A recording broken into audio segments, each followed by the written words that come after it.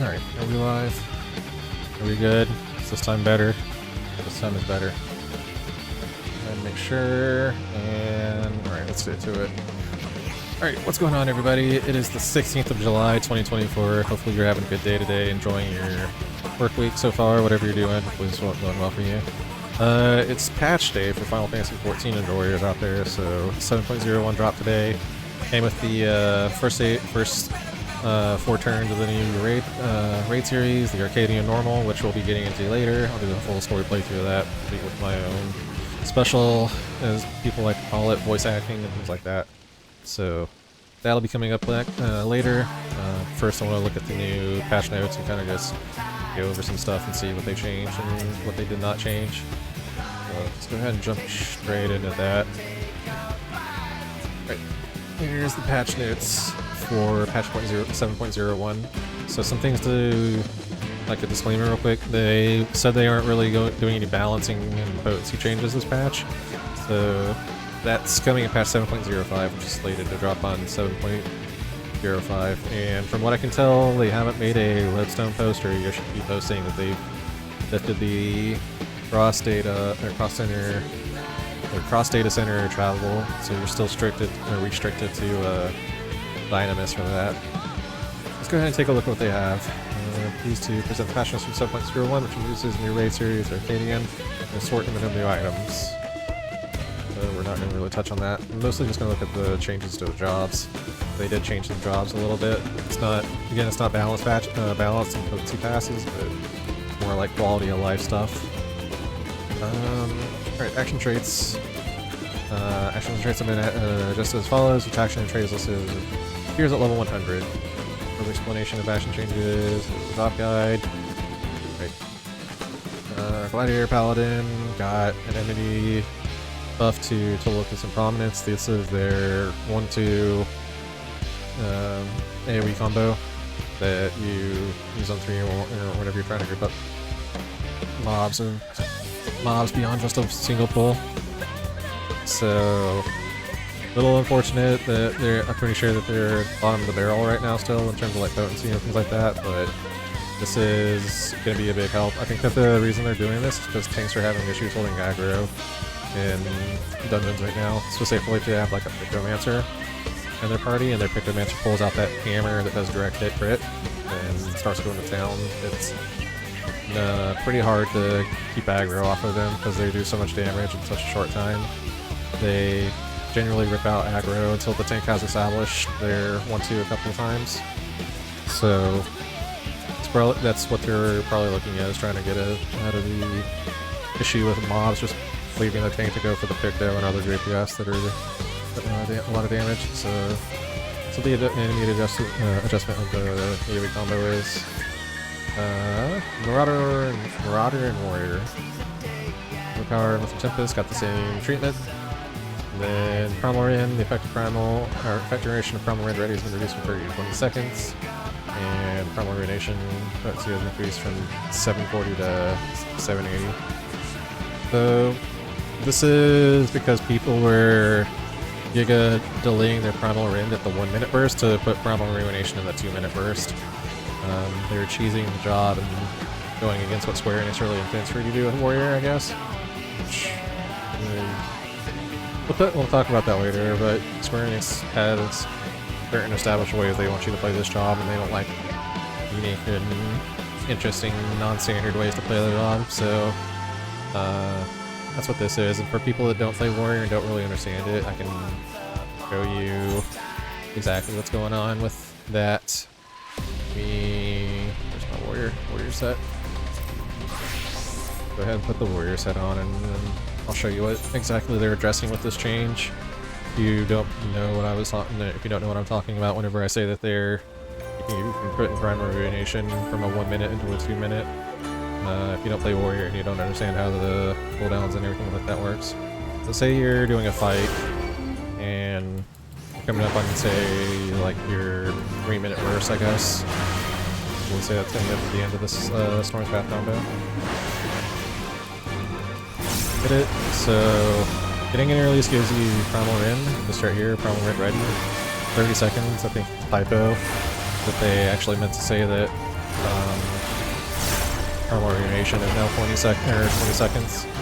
I'll show you what's happening. So basically what warriors at the higher end were doing, the big reigns, is they would hit this at the 3-minute or any odd minute burst, and then they would just sit on this until it's about to run out. We'll run right now. Now you see this is 20 seconds. It used to be 30 seconds. So what this would allow you to do is to just sit on this Ruination until your party members threw up their buffs. Basically what it was allowing warriors that were choosing the system to do was get to Primal Ruination, because you would keep on going. I can't use it obviously post-patch, but let's assume it's still there for another 10 seconds. Comes in a release. With that.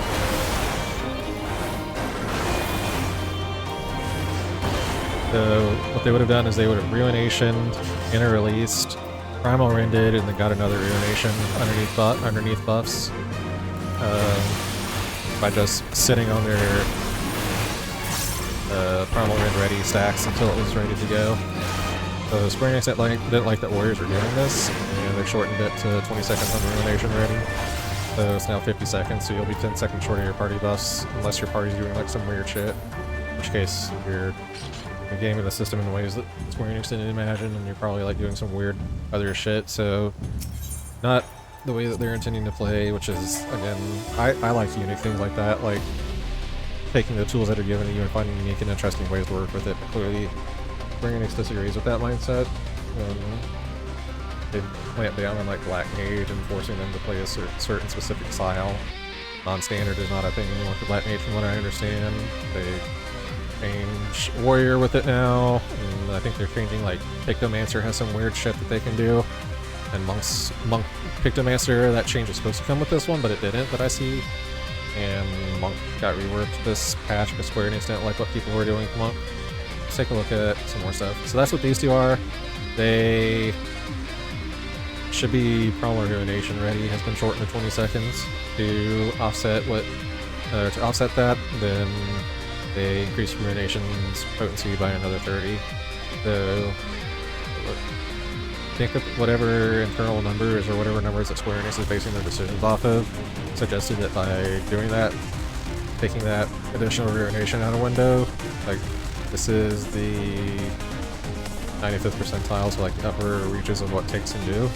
But we saw that tanks at the top end probably were doing this, like assuming that these warriors are all gigabrain, like try hard, sweating, like sitting there pounding the shit out of their keyboard to get that additional 1% on their parse. I'm assuming Square Enix like saw them performing at that level and assumed that all of them were doing this delay Ruination thing, which they probably all were, let's be honest.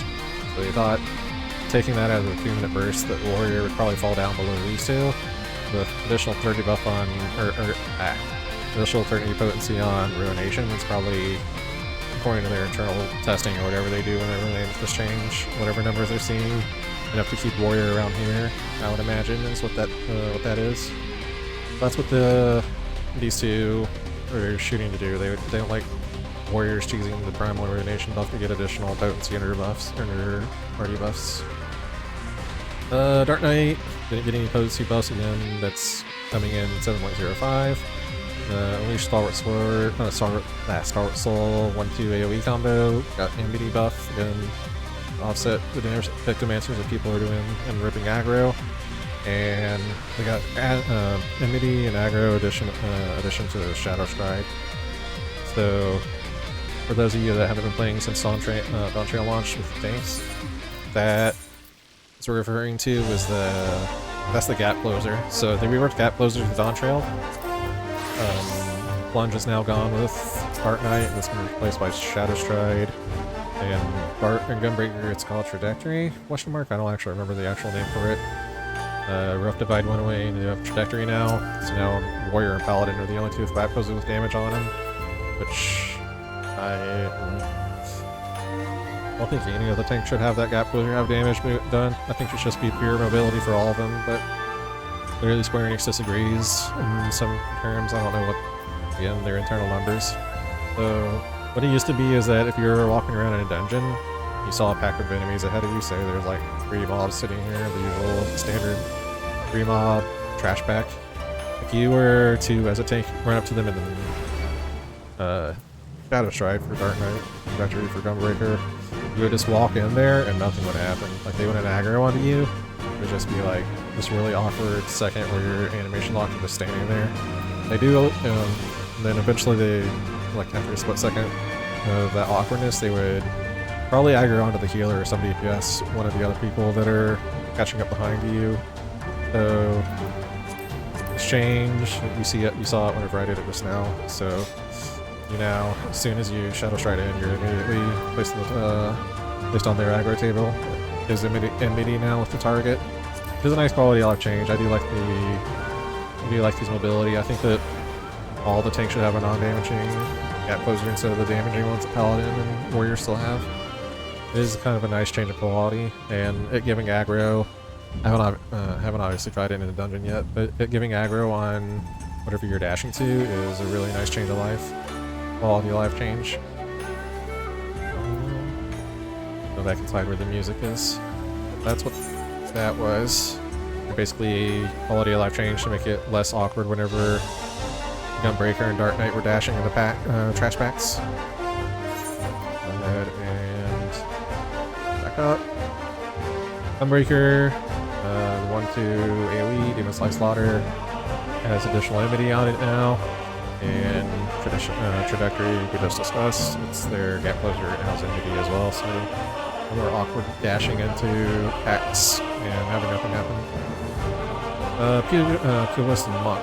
So this is them, all these potency reworks, a lot of it's an increase, some more decreases are them smoothing out the style that Monk was playing. I believe it was like you would Dragon Kick frequently into Boot Shine and other things like that. It was like Dragon Kick was basically the old Dark Arts for people that played Dark Knight pre-Shadowbringers.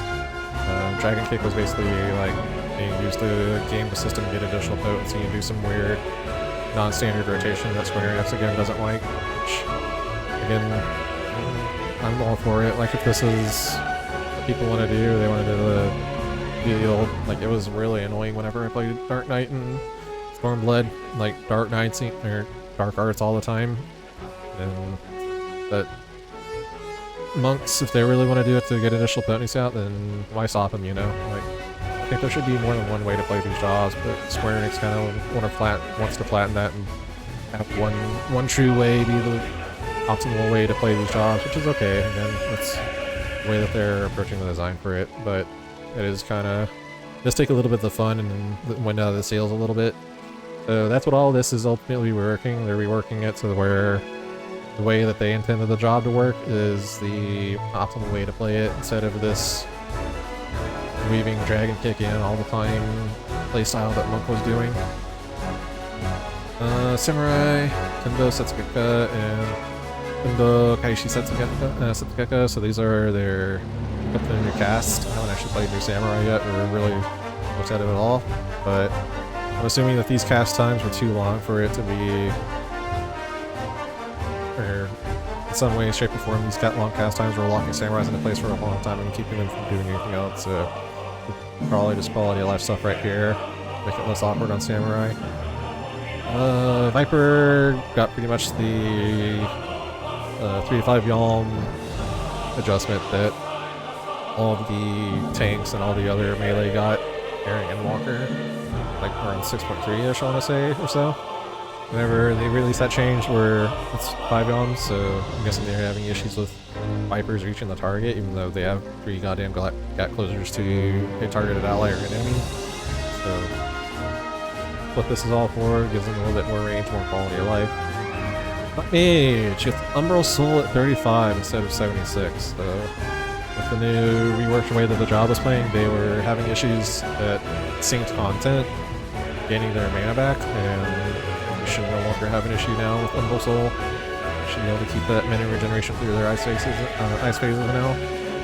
Red Mage, Magnification, duration has been increased from 15 to 30 seconds. This is actually pretty nice. I do want to level Red Mage pretty soon. I hear that quality of life and everything, Red Mage at 100 is really good. That they cooked pretty hard with the job design of level 100 Red Mage.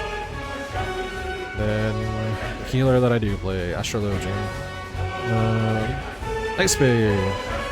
Light Speed is now a charge action with a maximum of 2 charges. Recast time has been reduced from 90 to 60 seconds, so this is actually huge. Get a lot of mobility, so pull back up my game. Pull up my Astrologian. This used to not be a thing. It used to be a 1.5 minute cooldown, one-time use ability until that 90-second timer was up. And pretty much the only way to use it was during your 2-minute burst window. You gave the option to double weave your cards. So with the new way that Astro is playing, they now get 2 charges, so they can use this for movement. If they're ever movement heavy places or in the fight, they're suddenly like the most mobile healer, because they can just pop light speed and walk around healing and casting everything while they're on the move. They need to move and GCD heal at the same time, so this is actually super strong for Astrologian. What they're going to do now is they're going to use this for any movement heavy portions of the fight, and then they're going to sit on 1 charge of it and bank the other one coming back in the minute. So it frees up a lot of mobility and flexibility for Astrologian. That's actually a huge quality of life change. Very nice. They're going to sit on 1 charge to keep for their 2-minute burst, and then any other time they feel like it, they can just walk around. Not a care in the world. Huge. Astrologian's been eating pretty well from what I can tell in this expansion, so this is just making it even better. Like, super excited. I kind of want to play Astrologian again. Pick it up for some high-level content now. Then I think that's it. After Fury and Curl's Fury, this is just tying back. This is monk stuff again. Maximum stats in Raptor's Fury has been reduced from 2 to 1. Maximum stats for Curl's Fury have been reduced from 2 to 2. Then this is the weird them streamlining monk to make it play that they want it to play. New raid. We're gonna play through that in a second. New target ring, so I guess that they thought that players were struggling to understand which bosses were omnidirectional or not. So they gave it a new target ring to like show that you can hit your traditional from any position on this ring here, is what this is. Pretty much the same as the old omnidirectional ring. It's just the ring without this, the ring with this back half filled in. Usually most bosses will have this back portion non-existent, so that everything that was in the non-existent portion of the ring you knew was a rear attack. Anything that like back here on the filled-in ring is a flank. Now they've changed it and given it like these weird little like floating cards around it to show that it's an omnidirectional enemy, which is, I guess, nice quality of life for people that struggle to understand which ones were omnidirectional, which ones are not. Then new items. Take a look at the raid gear a little bit. It looks, not gonna lie, like, I guess they're going for like the MMA, like UFC fighter kind of vibe with this, but I don't really like this tiers gear if this is what it's gonna be. And then system. In order to reduce server congestion, the newly added patch 7.0 will split in multiple instances. We'll monitor server activity, and where this feature on congestion is determined to no longer be an issue. So, haven't seen a Redstone post saying that they're lifting the DC travel restriction yet. So, we're still stuck with going to Dynamis if we want to meet up with people on other servers that aren't on your data center. Number of field instances implemented in patch 7.0 have been changed as follows. Leolal only has 2 instances. Kapacha and Kazanarika have 3 instances each now, so this is 3 times 6, so this is your Imbecile on 12 marks whenever you do a hunt train now, so it went from 40 to 36 marks per train. But I guess that they're saying that enough congestion has been alleviated. It's not as bad as they thought it was, so they don't need the full 6 instances anymore. Then resolve issues. An issue in certain main scenarios since battles and patch 7.0. Players were unable to progress under certain conditions. And undertaking night trials wherein players were not reward experience points upon completion. Is there anything in here that's like super relevant and pressing? Paladin were in place of reward gear they had already obtained. Gear was rewarded upon completion of Grand Reaper. On a platform, as the status watching parties 2 so 3. Circle tail not change interactions with players and like 31 or more status effects. So this is they're still struggling with the buff limit. Funny. Art stuff. What was that? Possession or close position for Dancer. Next on the issue. White Mage. White Mage overriding is Divine Caress. You're up this time conflict. I don't see anything glaringly notable in here, but I haven't really had any issues with this match. So that's pretty much everything that they changed. Tank's got an across the board AoE and media increase. Like I just explained, they didn't like that warriors were sitting on primal rend until the fact their 1 minute primal rends and trying to force ruination into 2 minute buffs. So they changed that and adjusted ruination to account for it. Monk, they reworked because they didn't like people playing with Dragon Kick like it was Dark Arts or Dark Knight Warlord. Don't really know too much about Samurai, but I'm assuming this is big quality of life for a 3-second cast bar. Viper can now hit pretty much the range that all the melees from Endwalker on already had. Black Mages feel a little bit better at 35 plus. Red Mages, again, I should level to 100 because I hear that Red Mage is really a fun job to play at 100 with all the changes. So. Then Astrology got the biggest quality of life changes, which I'm super excited about. It's super nice to be able to just walk around with a charge of light speed. This is huge quality of life. Because again, this used to be only something that you would ever touch whenever you're in your 2 minute window because you wanted the weaves. So this is huge. I'm really happy. Change light speed and give it another charge. Great. And that's that for the patch notes. Let's go ahead and hop on over to Solution 9 and see what's up with this Arcadion storyline.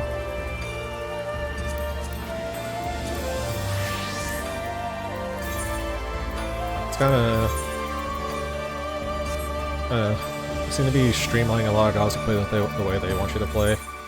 So the Primal Ruination is whatever, like, Warriors are abusing the shit out of that. But, I don't know, it's kinda, I guess, a little sobering to see them adjusting Monk and things like that to play one certain style that they want you to play. Right, a new challenger appears. Let's go ahead and see what this is about.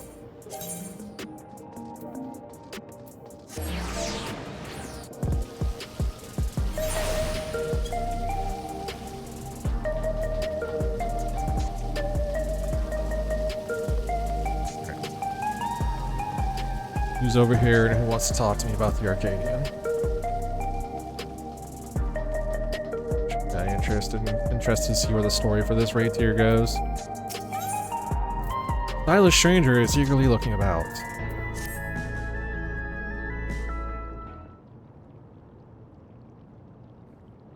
God, Demon Lalafell. Ah! Aha! I found you at last!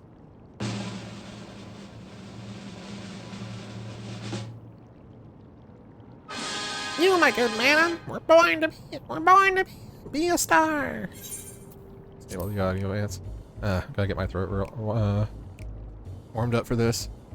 Allow me to introduce myself. I am Matim, Head Strategic Management at Ascension Arcadia, the premier enterprise for entertainment in Solution 9. Our flagship facility is the Arcadion Combat Arena, and it is there that we host the Ascension Arcadia Championship.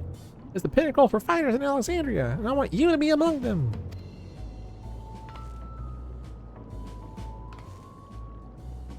You may have heard, circumstances have forced us to close the arena's doors for a time, but the time is right to reopen them.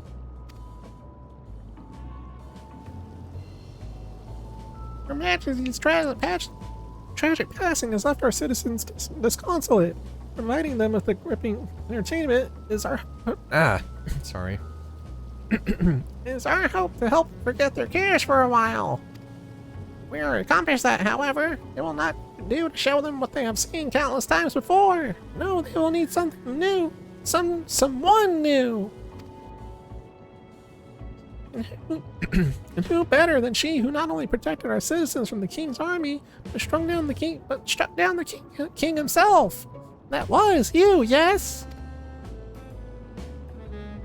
So it was.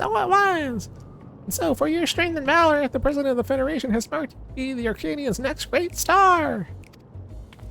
Just imagine it, an upstart, the people's protector, arrives on the scene and challenges the Arcadian's mightiest to rise up as grand champion. What could be more gripping, I ask you? Something seems fishy about this. You gonna cut me in on the prize pool? What the fuck? Oh, damn it.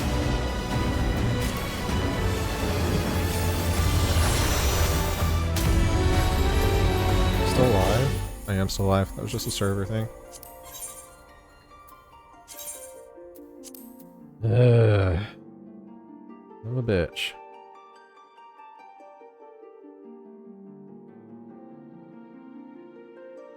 No drop frames. No, that's Final Fantasy 14.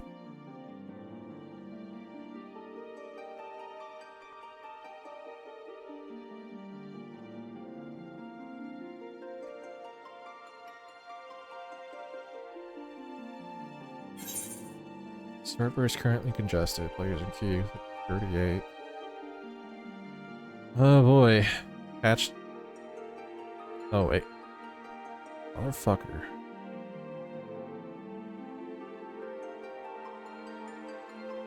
Dude, really?